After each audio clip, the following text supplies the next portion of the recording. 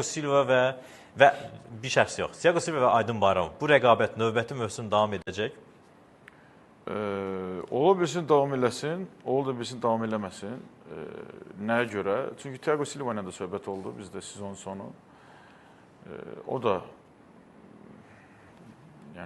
bir dəyişiklik eləmək istəyirdi, düşünürdü.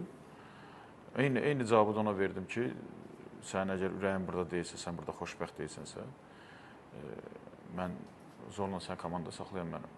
Mən ancaq burada xoşbəxt olanlarla yoluma davam eləmək istəyirəm.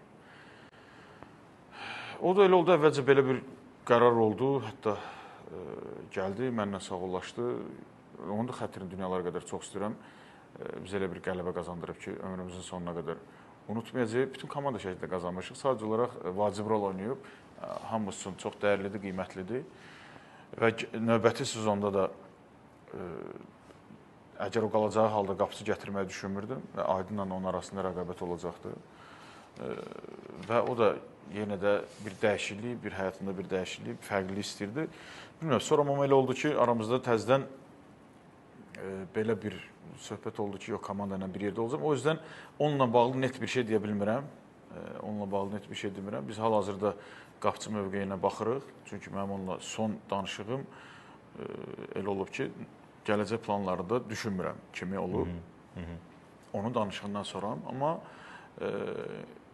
sonra da rəhbərlə yenə danışdı, yox, mən fikrimdən daşındım. Bilmirəm də, belə biraz qarışıq mövzudur. Bu, futbol hər bir komanda içində olan proseslərdir.